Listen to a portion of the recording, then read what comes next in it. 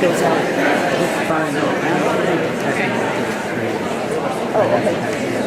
Looks like a fine thing. Do you have the link? Let me try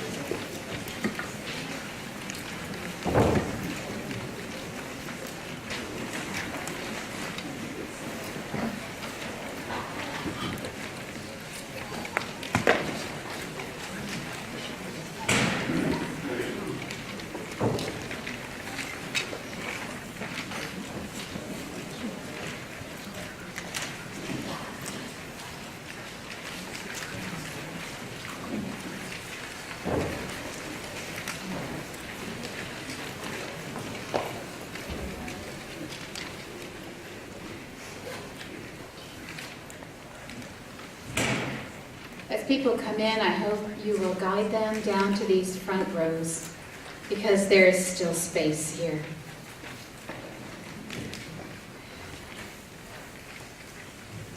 Good afternoon. I'm the Reverend Beth Banks from the Unitarian Universalist Church, and it is an honor to welcome every person here today.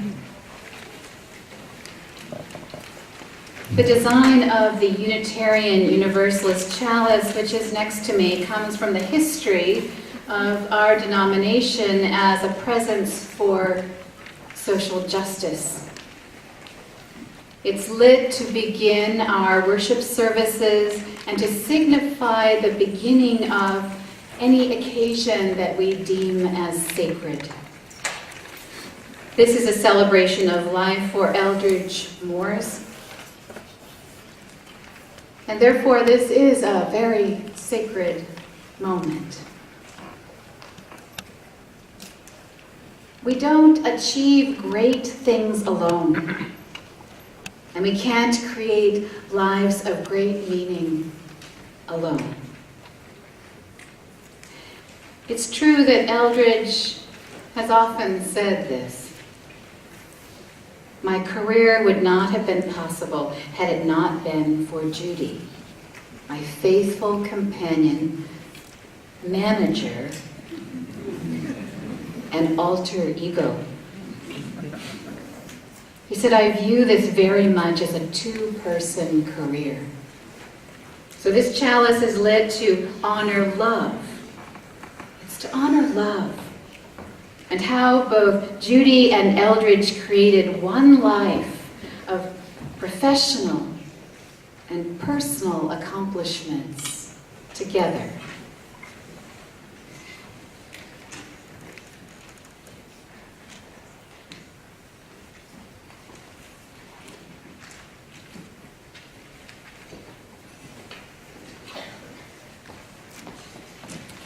These words were chosen by Judy.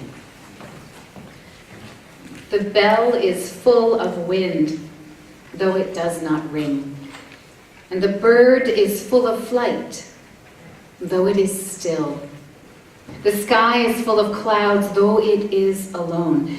The word is full of voice, though no one speaks it. Everything is full of fleeing, though there are no roads. Everything is fleeing, fleeing towards its presence. Roberto Alvarez.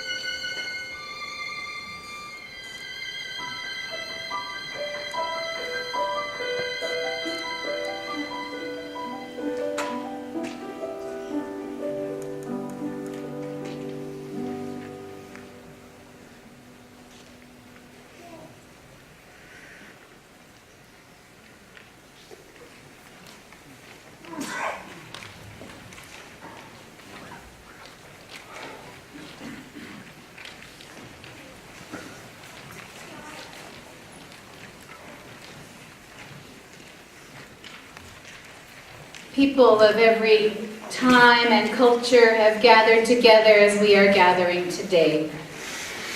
When one of our kin dies, we congregate to remember again our place in this universe. We remember how we are connected to everything on this earthly blue boat home, and whatever it may be beyond. But at the center of this ritual of a celebration of life, at that center, we remember the person's life and the connection one person, one human being has to all of us, their unique qualities, and the contributions that they made to make this world a better place. So in this time that we will share together, there will be tears, of course, and just let them come. Eldridge's death is too great a loss. But there will also be laughter, because Eldridge's life was not all seriousness and scholarship. He actively contributed to the whimsy in life. And if you haven't already done so, I invite you to bring your whole self to this moment, to this very moment. This afternoon, we form a unique community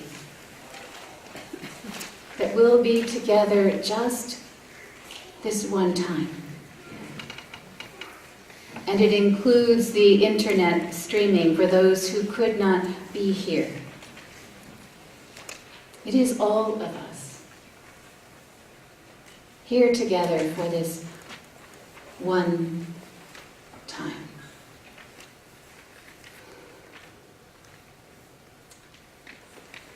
And there will be singing.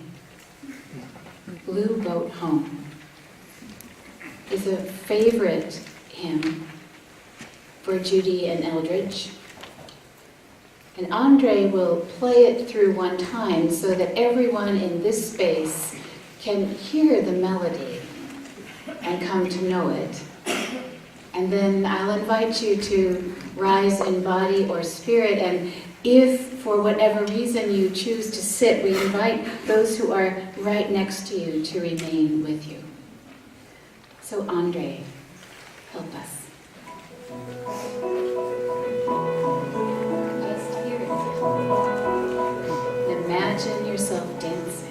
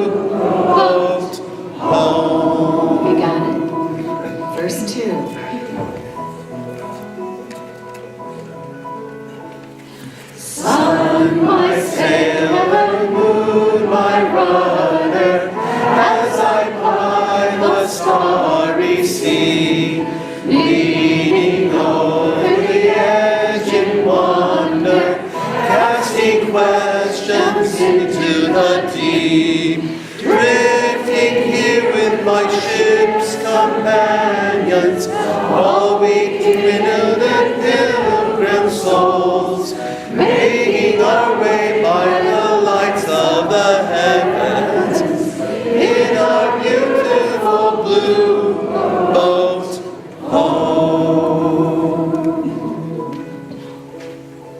And you're invited to be seated and you get a third chance to make that sound.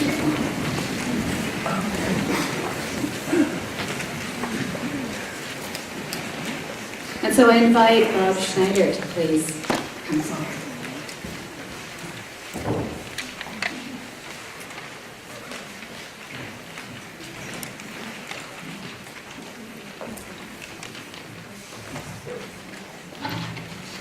Thank you, Beth. I was asked to read a few remarks made by Eldridge and written in an article in Earth magazine called Down to Earth with Tectonicist Eldridge Moores. It's by Terri Cook in 2006. But first let me say that geologists have a language of their own, some of which Eldridge helped to develop, such as blind thrust faults, subduction zones, ophiolites, mid-ocean spreading centers. I apologize for not having the time or a PowerPoint or a bunch of stand-up boards to illustrate what Eldridge talked about. But I'm sure many of you have seen those. Eldridge comments, I grew up in Crown King, Arizona, which was in the middle of nowhere. You can Google that, but it is just 25 miles west of Bumblebee. I went to a one-room school where the numbers of kids varied from 6 to 25 depending on activity at the mines. When I was in 4th grade, I was the only person in my class, and I was only 16 when I graduated high school. In high school, I didn't know that I wanted to be a scientist. I was more interested in history and music. I was born with musical talent, and many of you know that. But this was the early 1950s, and if you were from a mining town in central Arizona, you didn't think about going into music. By the time I had to declare a major at Caltech, I'd taken a beginning course in geology. It seemed okay. I was immature and didn't really have a social life. I went to 2 all-male schools and then spent 14 months in northern Greece. My mother died while I was on my way to Greece, and I was really lonely and somewhat depressed. When I came back to Princeton, I realized that I had to find a companion, somebody to share my life with. I met my wife Judy during a change partner dance at Mount Holyoke College on December 5th, 1964. I asked her to marry me on New Year's Eve. We married 6 months to the day after we first met, and we celebrated our 50th anniversary in 2015. And Beth alluded to the very close personal and working relationship that Judy and Eldridge had. With respect to my legacy, Eldridge said, there are several aspects. In Nevada, my study with colleagues was one of the first to recognize low-angle normal faults in the Basin Range province. Features also now recognized in ophiolites, mid-ocean spreading centers, some of those geology words. With my new doctorate, I was lucky to be able to do field work in northern Greece, which, with Fred Vines and my Cyprus work, contributed to our emerging understanding of the development of oceanic crust by seafloor spreading, how ocean crust has varied through time, how it's emplaced on land, and the tectonic significance of that emplacement, knowledge that is still regarded as foundational. Also during the early days of plate tectonics, which were incredibly exciting times for many of us, I worked together with others on continental drift, the patterns of continent assembly and fragmentation, and the evolution and fluctuation of global sea level. At UC Davis, as professor and chair, I developed an internationally respected department of geology, now Earth and Planetary Science. I'm proud of the many students who have gone through the department and on to productive careers in earth sciences. I know many of you are here today. And of course, John McPhee's book, Assembling California, introduced my work to people all across the country. After its publication, I had so many requests from the lay public for field trips that Judy and I began to give them regularly as fundraisers for local nonprofit organizations. Over the past 20 years or so, we led groups of 20 to even 50 folks at a time on carpool trips all around Northern California. Several thousand enthusiastic people went on these day-long adventures. Judy and I came home exhausted and exhilarated by the success of every trip. Let me add that Eldridge was the editor of the Earth Science Journal Geology, the president of the Geologic Society of America, vice president of the International Union of Geological Sciences, where he provided vital leadership. He long promoted the education of earth sciences in our schools. And on a personal note, Eldridge and Judy were a lot of my inspiration for work on the Brazos Mountain National Monument. Eldridge's words inspire me, and I'm sure all of you, to be the best persons that we can be. You will be missed, Eldridge, and Judy and family, you will continually to be dearly loved.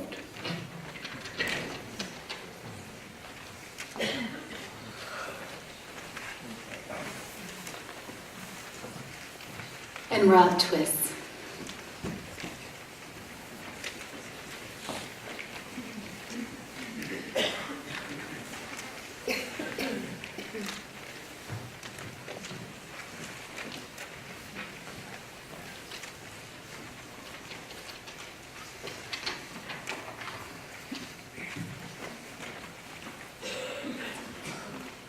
My wife Helen and I were both devastated by the news of Eldridge's death, as I'm sure everyone here was.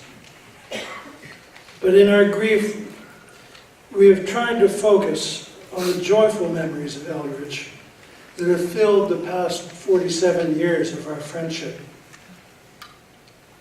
To me, he was an ever-present companion of the workday. Our offices were always adjacent to one another, and on a daily basis we shared teas, lunches, professional and casual conversations, often with much laughter, and we shared the ups and downs of personal and professional life, as well as political goings-on and world affairs. We saw eye to eye on almost everything. Even writing our 2 textbooks, while a trial for both of us at times, never threatened the strength of our friendship. I never ceased to marvel at Eldridge's encyclopedic mind and his ability to think out of the box and to synthesize in truly original ways the vast store of geologic knowledge that he could call up from his memory. His creativity and his clarity of thought often pointed the field of tectonics in new and stimulating directions. Beyond that, he was able to encompass and contribute to endeavors well beyond his geological specialty. Truly a Renaissance man. In a very personal way, however, it was our frequent get-togethers that made life in general, and geology in particular, so much fun and so stimulating. He enriched my life and my career, and I'm ever indebted to him for his presence and support year in and year out, and his steadfast friendship.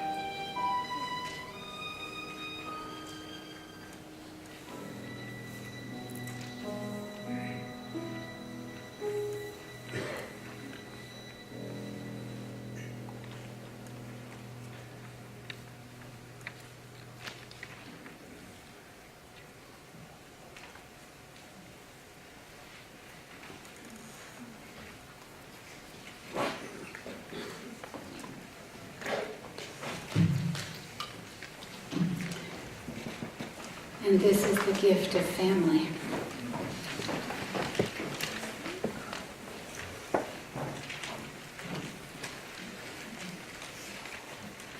Eldridge loved his family.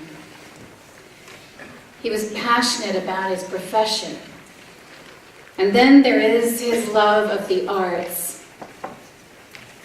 We have already heard of him being referred to as a Renaissance man. He was a researcher, a scientist, a musician. He was able to communicate in multiple languages.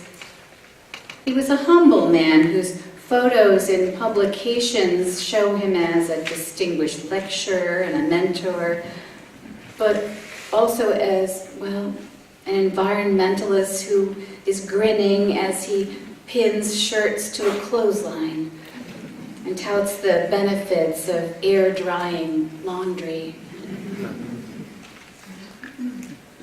In McPhee's Assembly in California, he is described as the sort of person who runs up flights of stairs circling elevator shafts because elevators are so slow. Some of us knew him during those years of speeding ahead of the elevators. But the Eldridge that we saw at church, well, the one I knew anyway, it was from more recent times. It was the person who walked the dark stretch of road between the church and his home, which was not very far, really, on Thursday nights, wearing lots of bright, reflective garb. You could see him a very long way away.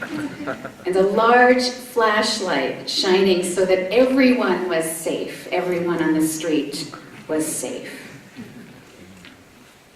We knew he had a large name in the sphere of geology, but in our gatherings he was really unassuming. He was one with the warmest smile, sometimes uncertain, sometimes tentative. He was the one with the kindest embrace and a curious mind, asking always about the lives of others. And in a recent gathering, a circle of memories, one person said, "Oh, I'm just here because I really liked him. I didn't know he was famous." That's a fabulous compliment, I think. His opinions about politics and issues of the environment were certain. And when I asked the students,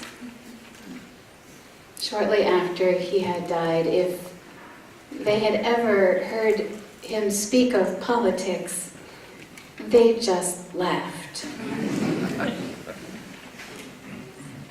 On the Cool Davis website, he challenges everyone.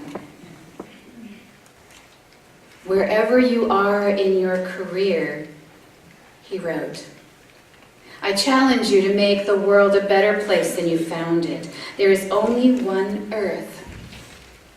It's our only practical home in the solar system.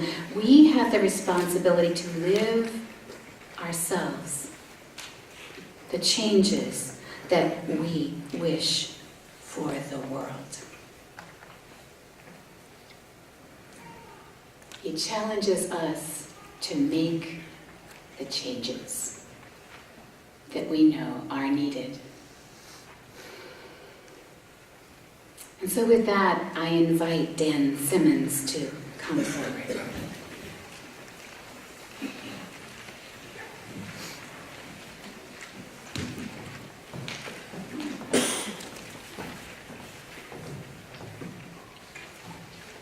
Good afternoon, friends and colleagues. This is going to be hard. I mourn for the loss of one of my best friends. I knew Eldridge not as a famous scientist, but as Eldridge, the friend of over 40 years. Eldridge and Judy were and are family. And I say Eldridge and Judy because I can't think of one without the other. They were partners in everything. As someone mentioned, each was a major part of the accomplishments of the other. They knew it immediately, becoming engaged within 3 weeks of their first meeting and married 6 months later, beginning their partnership and marriage of over 50 years. The Davis community, the university, and the geology department, I say geology because for Eldridge it was always geology, mourned for their loss, the loss of one of their stellar members. I think this has to be especially difficult for the members of the Earth and Planetary Sciences Department who were present on that horrible Sunday morning. Eldridge's leadership and scientific contributions have been recognized many times over many years, nationally and internationally, most recently at the annual meeting of the Geological Society of America, where he was honored with the dedication of several panels to his memory. Several months ago, he was honored by the communities in Greece, where he did important work over many years. The world community has lost an important contributor. Eldridge was the most traveled person I know. He had been almost everywhere and was known and respected by friends and colleagues all around the world. There was always someone or something interesting at the Moores' home. My daughter Dana recently reminded me of a dinner at Eldridge and Judy's house with a group of visitors from the Soviet Union.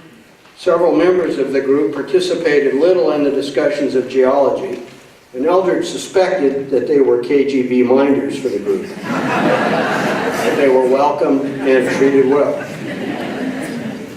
Most importantly, Judy, Geneva, Brian, Kat, the Moores' grandchildren, Cora and Jasper and Malva, have lost a spouse, father, and grandfather. I think that success of children is often a reflection of the quality of their parents. Eldridge was extremely proud of the accomplishments of all three of his children. The last time I saw Eldridge was at the gym on the Friday before he died. He was telling me about their recent trip to Atlanta for his 80th birthday and how proud he was of Kat's work as a scenic designer. No conversation with Eldridge and Judy was ever complete without a rundown of the accomplishments of all three children and the grandchildren. Geneva, Brian, Kat, Corwin, and Jasper know well how wonderfully important you were to the life of your father and grandfather. The conversation at the gym was also memorable to me because Eldridge said to me, he recognized my car as I parked, but he didn't know who the old man who got out of the car was. To which I responded, look who's talking. That was Eldridge, a true friend with whom you could share jokes and insults. Still, when I'm in that gym, I expect Eldridge to walk by. I regret that I won't be able to show Eldridge the pictures I took last June of the east coast of Greenland with the intent of asking him to explain the geology.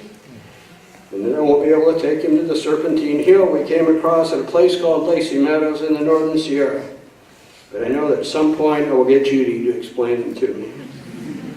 My wife and I met Eldridge and Judy in 1976 when we had preschool-aged children enrolled in the Davis Parent Nursery School. We became part of a gourmet group organized through Farm Circle that lasted many years and resulted in friendships that continue to this day. I vividly remember one evening at the Verisov's house when Ken had prepared a barbecue to roast a 4-H goat that had been raised in Eldridge and Judy's yard. Nobody could eat it. They all remembered that goat too well. Charlene and I have had the pleasure of many fine meals and conversations with Eldridge and Judy at their home or ours. Eldridge and my contributions were generally to provide a couple bottles of wine. Judy and Charlene are the cooks. Judy would have a taste or two of the wine, Charlene a small glass, which left Eldridge and me with the heavy responsibility of finishing the bottles. The result was long evenings of treasured conversation on a wide range of topics. Sometime in the late 1970s, the Moore House was the scene of summer camps for the gourmet group's children, all of whom benefit both from Judy's skills as an educator and Eldridge's infectious enthusiasm for science. I treasure a photograph I took of the children all dressed up in costume for a play that they had performed for us as parents, and I marvel today at the success of that group of children as adults, which was influenced in no small part by Eldridge and Judy. And of course, Eldridge's love of learning and enthusiasm for geology has been influential in the lives of multiple undergraduate and graduate students who we motivated to pursue careers based in geology or a lifelong love of the subject. Eldridge taught me that geology is one of the most interesting of the sciences in the course of what you might call personal field trips that involved hiking and backpacking in the Sierras and wine tasting. We couldn't go anywhere without stopping to look at rocks. I always laughed at his story of a well-known Napa winery that had advertised limestone caves, which were in fact volcanic. Traveling up the east side of Napa Valley, we would stop at the spot where obsidian was sticking out of the edge of the road cut, where Eldridge would talk not only about the forces that form Glass Mountain, but the fact that the particular obsidian was found there, that was found there, was part of the trading system of Native Americans across the whole nation. Eldridge was that kind of a thinker. I remember driving up to a winery in the western foothills north of Marysville with Eldridge when he told me the story of driving that road in an old Volkswagen camper. We shared interest in Volkswagen camper vans.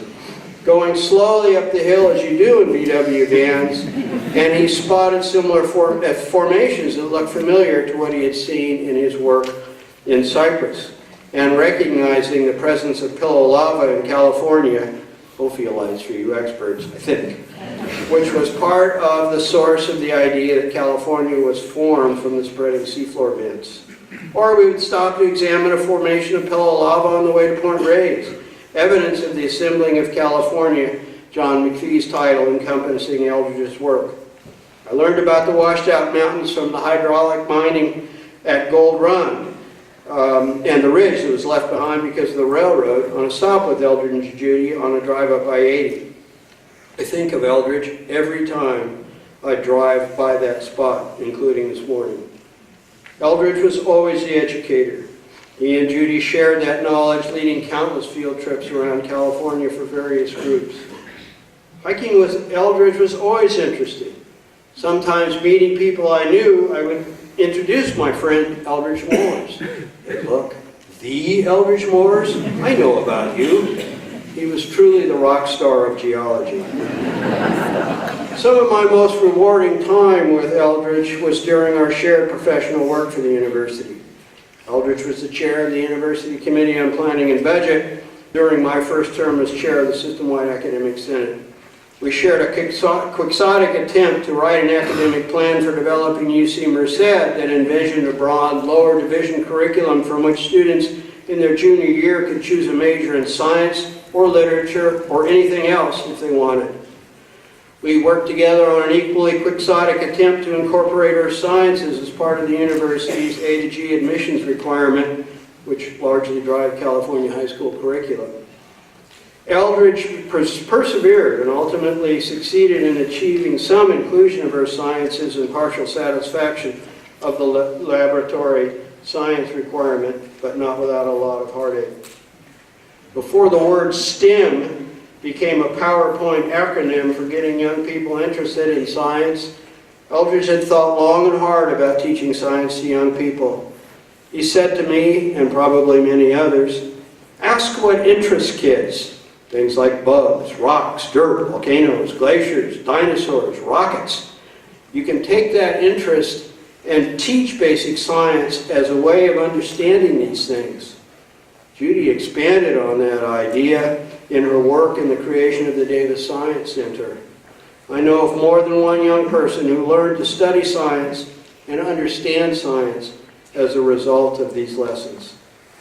Eldridge was a person who would see the forest and say, let's take a look at each tree and learn how the forest works, and actually look at the rocks and soil that sustain the trees and ask how they got there.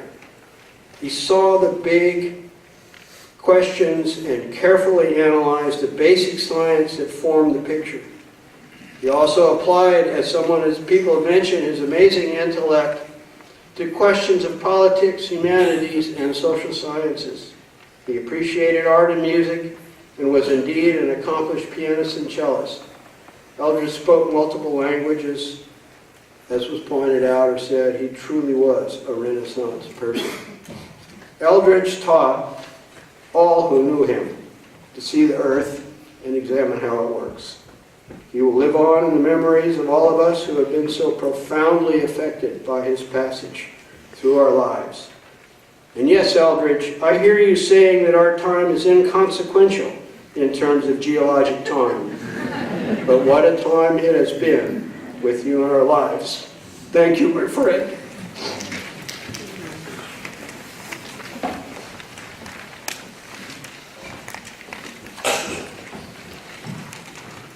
Walter Alvarez.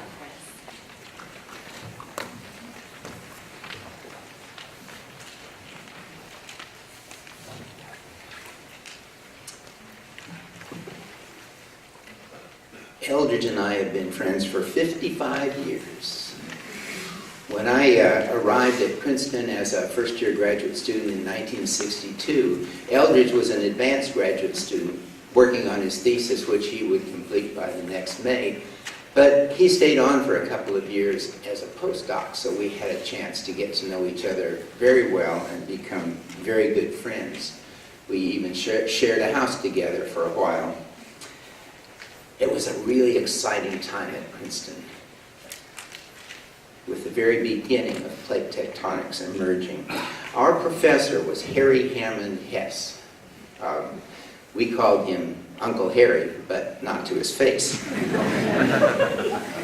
Eldridge had a very close connection with Uncle Harry because Harry had been a naval commander during the Second World War in command of an attack transport that ferried supplies across the Pacific from San Francisco to the battlefields in the Western Pacific. And Eldridge was absolutely fascinated by naval history. He had the whole of Morrison's history of the U.S. Navy in the Second World War in his graduate office, and found many things to talk about with Uncle Harry. At that time, Uncle Harry had just not published, but distributed a preprint, an unpublished paper called The History of Ocean Basins.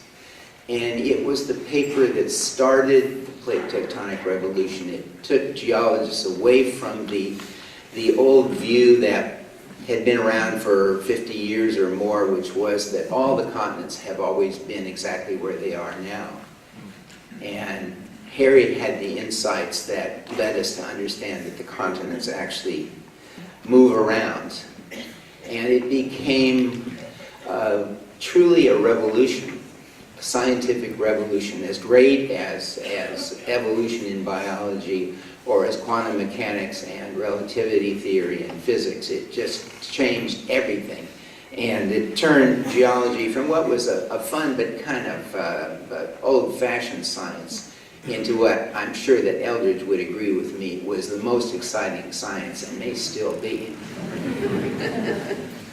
Eldridge ended up making some substantial contributions to plate tectonic revolution, and two of them really stand out in my mind. One was the recognition of what happens at a spreading ridge in the middle of the ocean. What are the rocks doing? How are the magmas becoming the rocks that you see there? And that was based on the work that he did in Voronezh in Greece and then at Troodos in Cyprus. One of the highlights of my geological career was when Millie and I went with Eldridge and spent some time in Troodos. It was like a geological pilgrimage with a great scientific hero.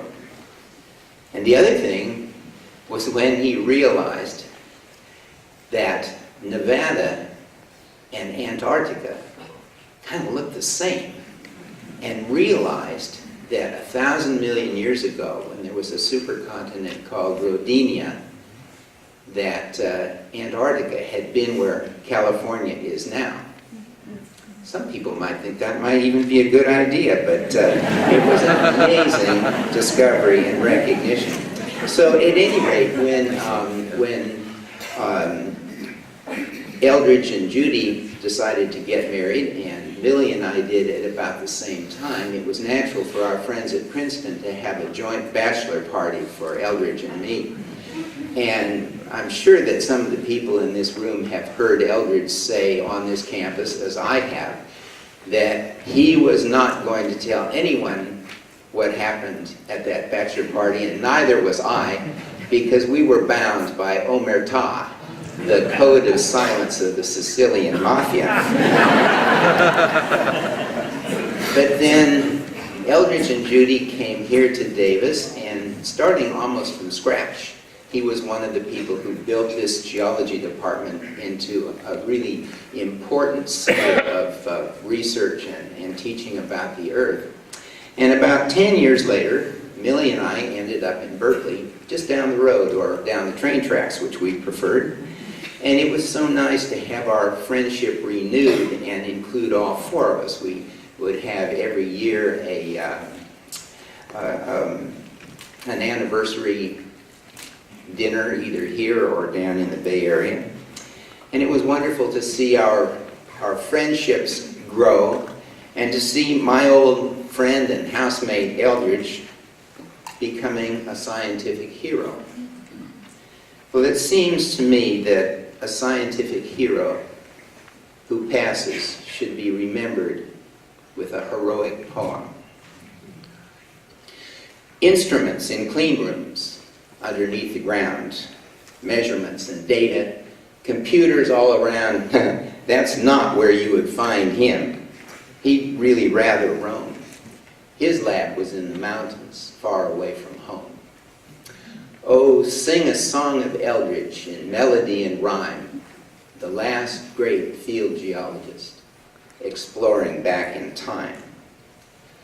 Voranos and Trodos, rocks on every hand, the bottom of the ocean, cast up upon the land. The growth of understanding, the forest, not the trees. By studying the mountains, he understood the seas. Nevada and Antarctica, the rocks, they looked the same. And as he saw them in the field, a great idea came. A mighty supercontinent he saw through time and space. And in his mind, Rodinia's ancient map fell into place. Always seeking answers to historical unknowns, consulting nature's archives written in the stones. His field quest is left to us. We need to carry on. A scientific hero, sadly now is gone. Oh, sing a song of Eldridge in melody and rhyme, the last great field geologist exploring back in time. Thank you, Eldridge.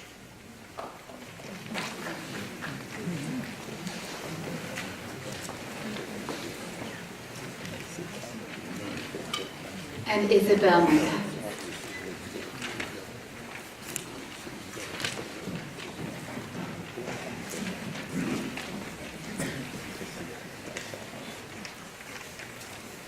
For Eldridge, it was all about family.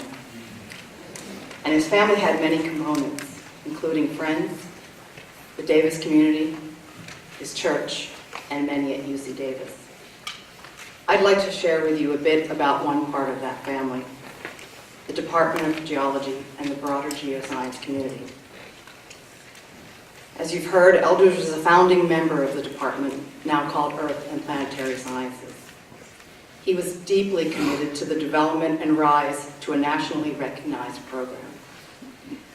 It's said that Eldridge beat the bushes for potential faculty members who he proactively recruited and hired. But if a candidate was a scientific expert, that wasn't enough. His vision for the department included having colleagues who were as committed as he was to building a department community. One as welcoming to students and staff as it is to faculty. and one that demanded equity.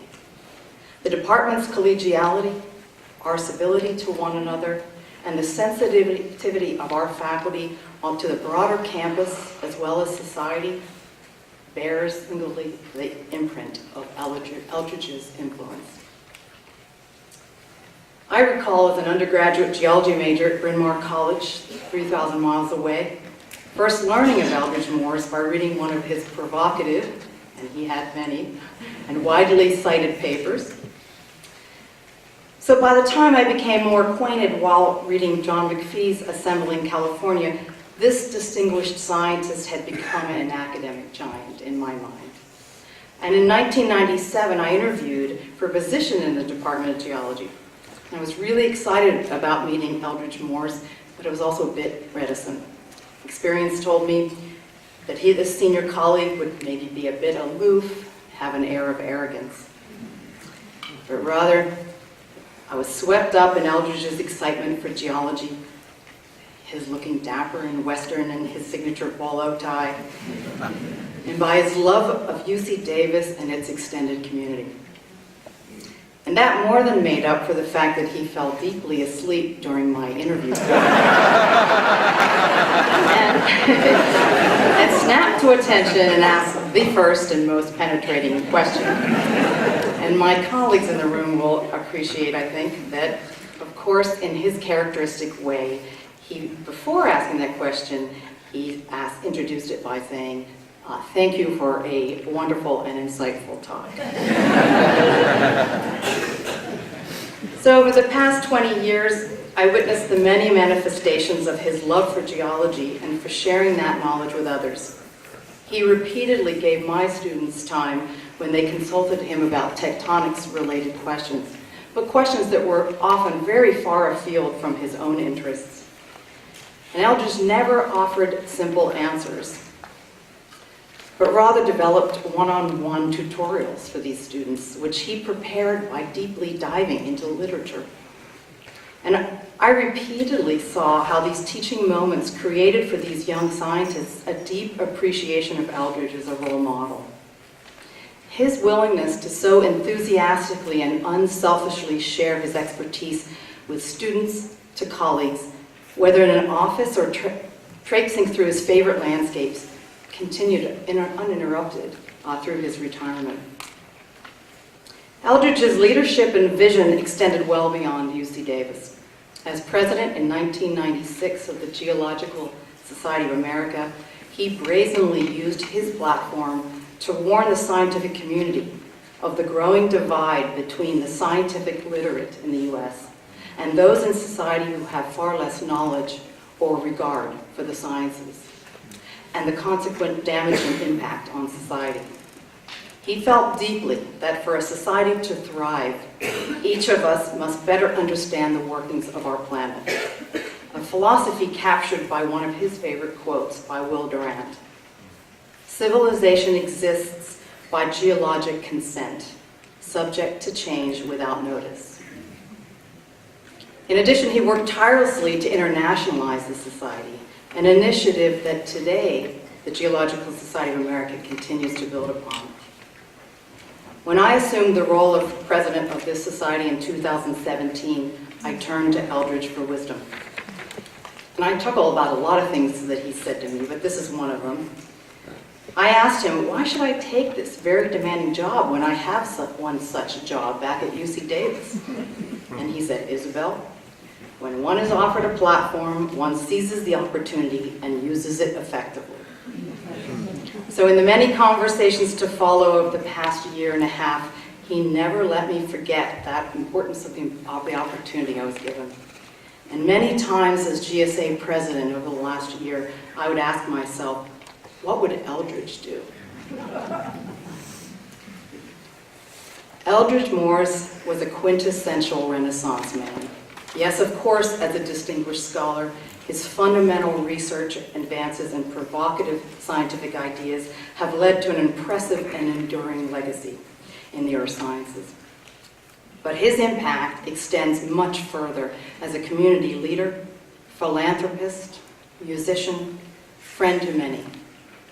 To me, he was unparalleled in his enthusiasm for making and sharing new knowledge, his deep commitment to assuring respect and inclusivity, and his open-mindedness for all people and all ideas.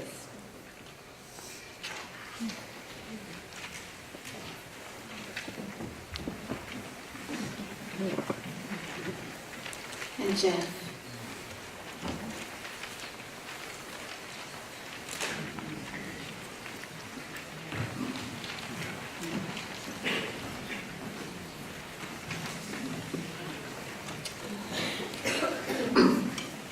Eldridge Moores was my friend and my mentor.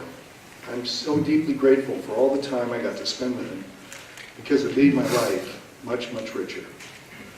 When I was a student, I was absolutely thrilled when I got the chance to talk to Eldridge about geology.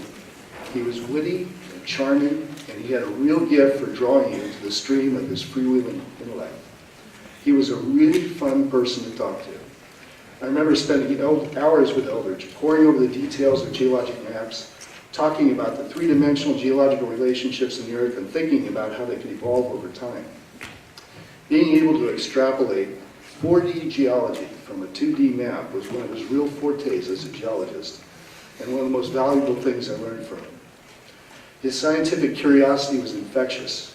It really inspired me to go out and find something in my research that I could bring back and interest Eldridge with, so that I would have the pleasure of sharing it with him, and in the process get the benefit of some of his brilliant insight. When it comes to what we know about geology, Eldridge taught me to question authority. He distrusted dogma, and few things made him happier than overturning a piece of stale conventional wisdom. One of his favorite quotes was from a 1983 paper by geophysicist Leonardo Siebert about the principle of least astonishment. And quoting Siebert, "In many respects, we have only a two-dimensional snapshot view of the geologic process. Moreover, the interpretation of geologic data was probably influenced by the psychological need to view the Earth as a stable environment. Thus, subjected to the principle of least astonishment, geologic science has always tended to adopt the most static interpretation allowed by the data, and evidence indicating displacements greater than conceivable has met strong resistance." Now, if you know Eldridge, there is nothing static about his preferences for geologic interpretation. Eldridge viewed the principle of least astonishment as a self-inflicted epistemic blinder, something that limits one's ability to discover and learn new things. He challenged his students to examine and discard their own epistemic blinders. His career was an inspiring example of what you can accomplish when you let yourself be astonished by what you actually see. Eldridge was my intellectual hero because he was a true Renaissance man, and I don't mind repeating that because he was really a Renaissance man. He was a brilliant scientist who made fundamental discoveries in the plate tectonics revolution, a polyglot fluent in multiple languages, an accomplished cellist with the UC Davis Symphony Orchestra, an amateur historian, and an engaging teacher with a vision of using earth science as an entree to scientific literacy for K-12 students. For me, Eldridge was an inspirational example of how a human being can use his or her life to fully explore his or her talents and contribute things of lasting importance to the rest of us. He lived a full life as a citizen scientist. Finally, Eldridge was a very good friend. Without going into the details, I had to deal with some serious family issues over a period of several years, and Eldridge was a great sounding board and a source of support because he had some comparable experience in his own life. His perspective really helped me through that time. So in conclusion, I want to say thanks for everything, Eldridge. Thank you so much.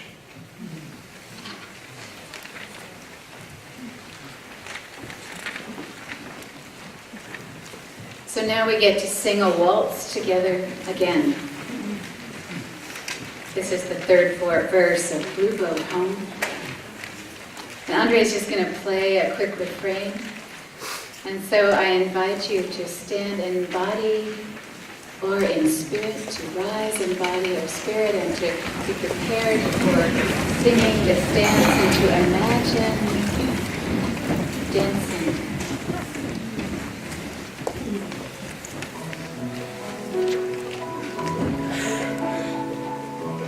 Verse 3. thanks to the waves upholding me, and the great winds surging beyond. Reach the infinite sea before me, sing aside my sailor's song. I was born upon the fathoms, never harbor or port have I known. The wide universe is the ocean I travel, and the earth is my blue boat home.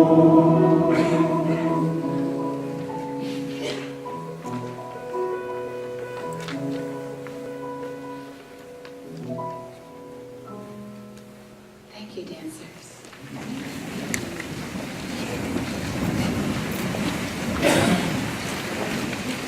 And Kat. We have done that.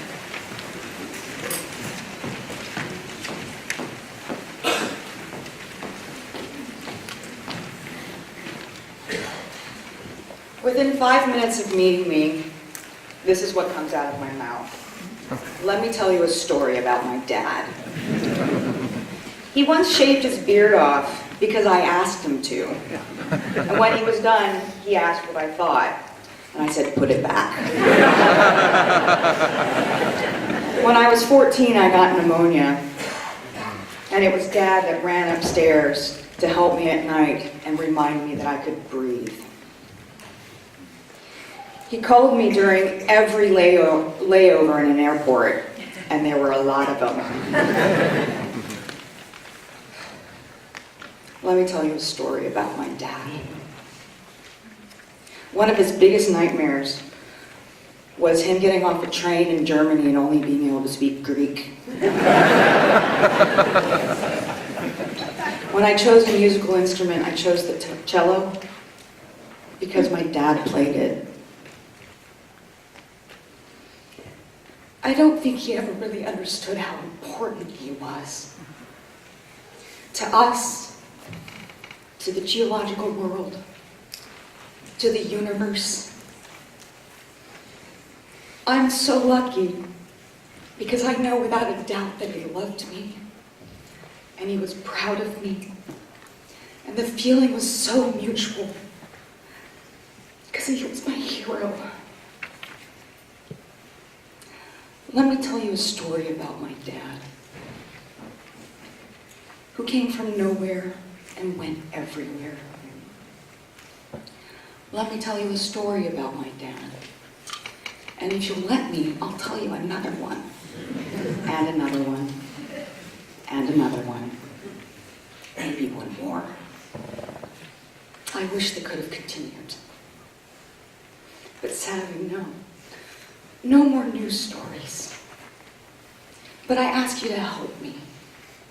His stories are our stories. Please tell them. Let me tell you a story about my dad.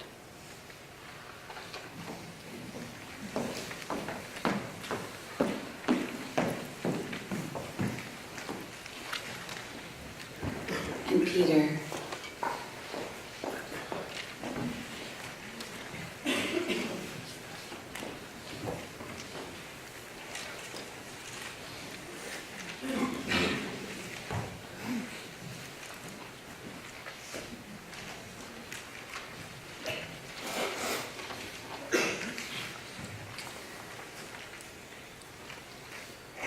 I'd like to tell you about the first time I met Eldridge.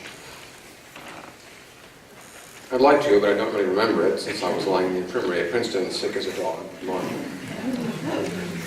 fact that Geneva had dragged him there to meet me in that condition, he would later fondly recall, told him that it was serious between us. So instead, let me tell you about the first time that I really met Eldridge.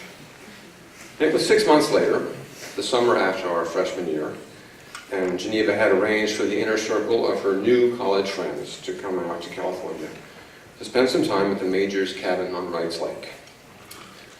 I arrived a day later than the others, coming from the Bay Area with my roommate Seth, and we were supposed to drive up together with Eldridge.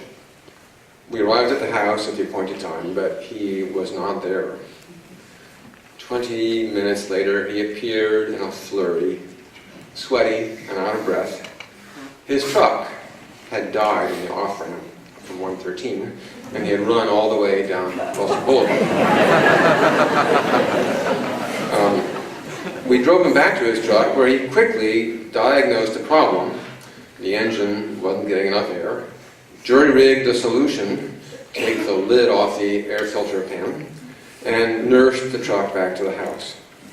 And then we were on our way, with Eldridge driving Seth's car, regaling us with commentary about California history, pointing out the salient features of geology on the side of US 50, as well as the features of the road itself. Did you know that once it gets above 4,000 feet in elevation, it does not drop below that again until the middle of Kansas? Now, allow me to point out the salient features of this little story. As is evident from his 1.5 mile dash in summer heat, wearing trousers and everyday shoes, Eldridge brought an incredible energy, passion, and focus to almost everything he did. Watching him perform even a simple task, say, rototilling the garden, was like observing an elemental force of nature, a thunderstorm, or the tide. He had an almost encyclopedic knowledge about many things, not just geology. I don't remember what truck he was driving that day, but I'm sure that if our roles in the story had been reversed, he would remember. Moreover, he would have identified the truck as we were pulling up. You can tell that's the 1934 model year because of the shape of the headlights and the new corner brackets on the rear bumper. And of course, most of us would have simply called a tow truck and waited, not having any clue what was wrong with the vehicle. He was a great storyteller. It helped that he had a prodigious and facile memory and a wry sense of humor. He could recount stories ranging from the personal, for example, the story about using his handkerchief to dry off the spark plugs in a flooded Jeep engine after crossing an overly deep stream at night in a thunderstorm in Haiti, to the historical. He could become quite impassioned telling the story of how the once highly functional mass transit system in Los Angeles had been bought up and systematically dismantled by a consortium of automobile, oil, and tire companies. All of these characteristics were apparent from just my first day with him. Over the next 34 years, college summers in California, Christmases, camping trips with his grandchildren, I got to know him for his other admirable qualities, such as his seemingly boundless compassion and consideration for others. I could tell you more stories, but no matter how long I talk, I would really scratch the surface in describing how blessed I feel to have had him in my life.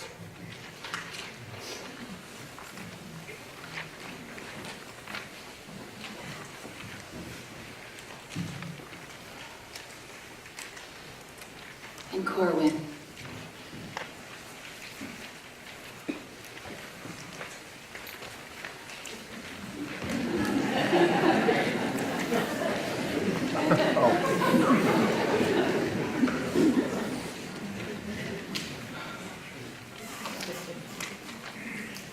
Hello, I'm his grandson, the oldest one. My name's Corwin, in case you forgot. So I'm going to tell you a couple of anti-fables. So those are not entomological, moralistic tales. They're stories about, stories of my memories without morals. Hopefully you'll like that one. So the first one is back when I was very little, and I guess also my siblings too. He needed to figure out a way to get to know us, because we were little, and little kids and grandpas don't really have a huge amount in common. But he liked to take walks, and we liked to get treats. So what he did was he took each one of us to 7-Eleven and did the long walk to 7-Eleven, and we got a treat, and it was a very nice bonding opportunity. And having long trips to get to something cool or fun is definitely a theme here. For example, the many tours that he has done where you get in the car and you drive. And he took me and my girlfriend Monique on one of those when we came up to California. We got in the car and we drove around and long drive all the way up to Napa Valley from Davis, and we've been driving for a while, and there's a rock slide on the side of the road, and he pulls over to the other side of the road in the brush, and this is a pretty steep, windy road, and as you know, my grandpa was a very cautious person, except in this particular instance. Because of the rock slide on the other side of the road, as soon as he got out of the car, he took a quick glance, couldn't really see around the curve, it was a steep bend, and he just ran across the road to go look at those rocks. And that's definitely, that enthusiasm is what I remember about him.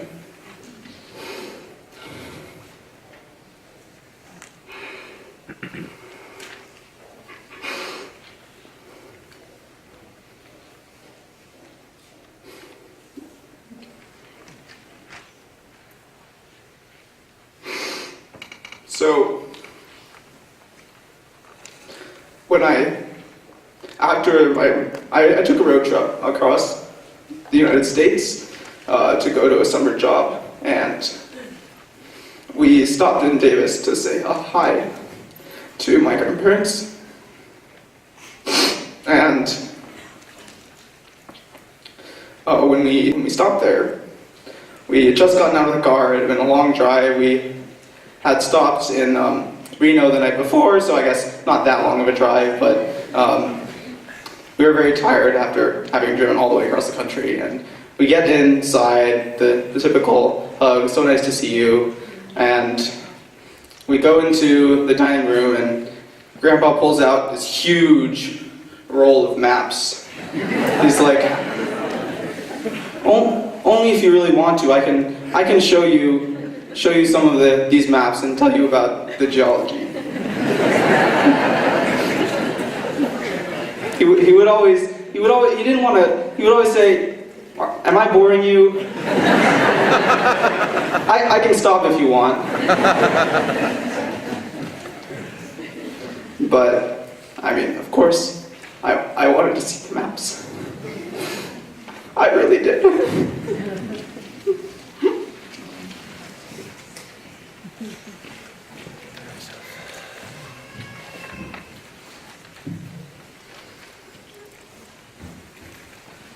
And stand, Dawson.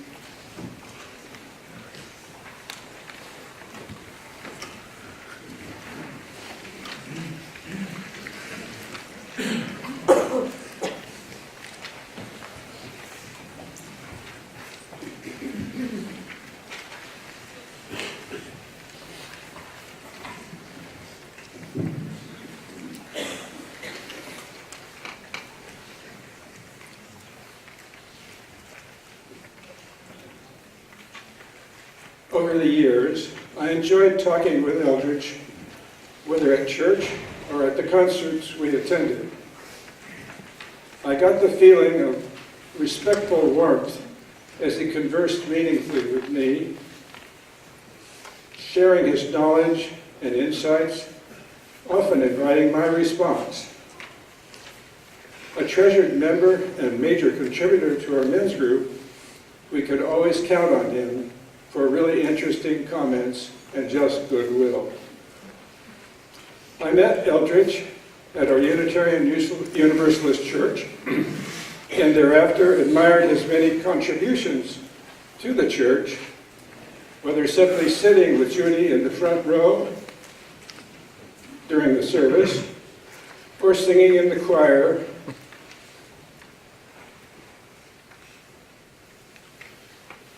or playing his cello, or including our church members in local trips to see how our part of California was assembled eons ago, with huge layers of rock turned up nearly vertical in the clash of his tectonic plates. In my recent trip to Greece to see the archaeological sites, I got to consult with Eldridge to gain some understanding of the rock formations that told of the drama of that tectonic geology. Also, when my younger son, Cyrus Bruce, and I were hiking years ago up a steep tributary creek flowing into Cold Canyon, I happily met Eldridge leading a line of students down from their field trip across the higher country. I appreciated Eldridge's insistence that geology needs to be taught early and often in schools. He thought people in general needed to understand the planet we live on. This was his high priority goal. My son, Cyrus Bruce, had been in the 3rd grade class with one of Judy and Eldridge's daughters, Catherine, when Judy was assisting at the tiny Fairfield School in the country west of Davis. Also, my older son, Thor, was a classmate of their son, Brian, for another connection. My late wife, Peggy, and I enjoyed invitations to the Moores' venerable home for splendid social gatherings. I felt blessed when Eldridge and Judy once stayed with us in our cabin in the Sierra above Arnold, from which he led us on some great hikes, pointing out the nature of the formations along the way. My strongest connection with Eldridge was in our UU Church's retired men's group, with lively meetings twice a month for nearly 2 decades. As a true Renaissance man, Eldridge's insights included not just information about geology, but also politics, world history, and other aspects of the world around us. Ever modest, he still contributed to the group with his intense dedication to science.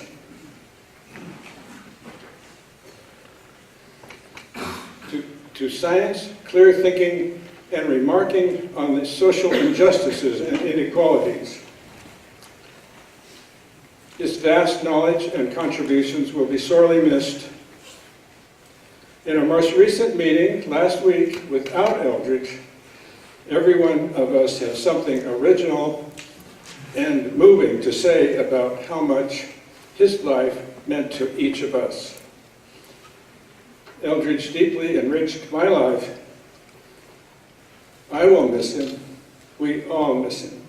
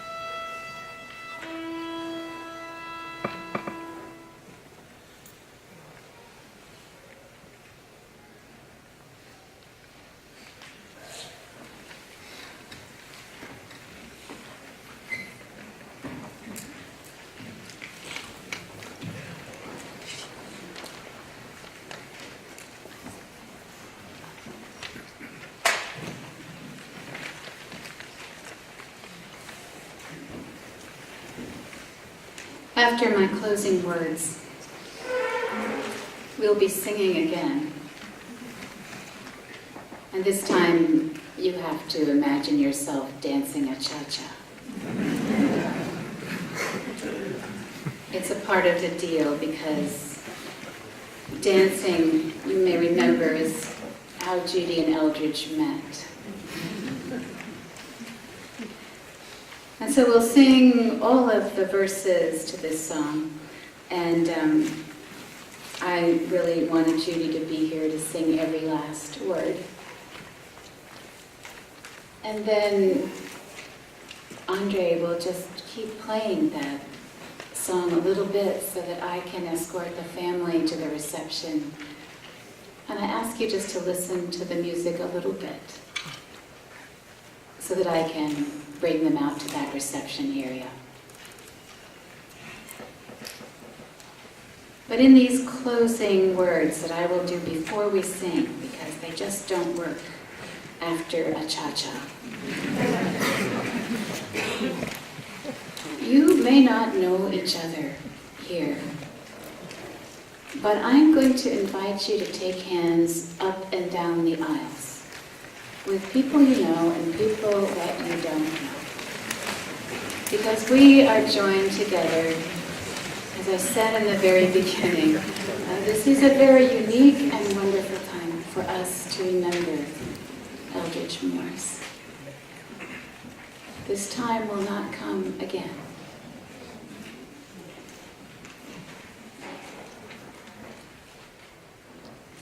Let me tell you a story about someone who knew the earth the way they know their beloved's body, the way they know the voice of one's child. The beard, put it back. The sound of Beau on string. Let me tell you a story about someone who was changing partners at a dance and had to come back to one partner because the questions were so good. And the answers were begging for more. Let me tell you a story about children and grandchildren and mutual pride. And being able to see the whole world through rocks. Everything is about rocks and soil and continents. Are we not all made of matter and relationships that matter? Isn't it so? Rocks everywhere at wineries, out the windows of VW vans, adventures wondering about the oceans and every highway cutout. That Nevada and Antarctica, the same supercontinent. Be astonished. Be astonished. Let me tell you a story about someone who runs up the spiral staircase when time moves too slowly, when ideas need to come together, ideas that no one had brought together. Let me tell you a story about fingers on the piano keys and on the cello strings, and holding rocks, and fingers laced with his children and his grandchildren, and finally fingers laced with his beloved's fingers. Be astonished. Don't waste life. Be astonished. And with that, we join in singing. Singing Cha-cha.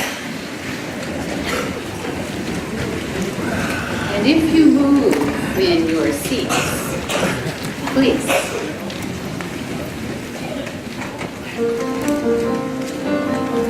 Hear the melody, and then you get to sing.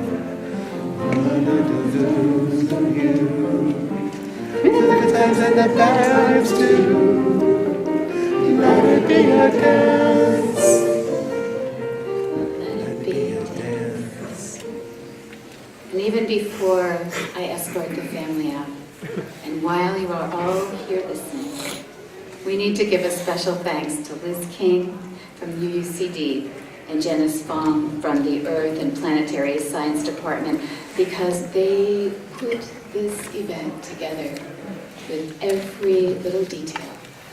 So thanks to them whenever you see them. And now, Andrei, if you'll just keep cha-chaing and bring the family out.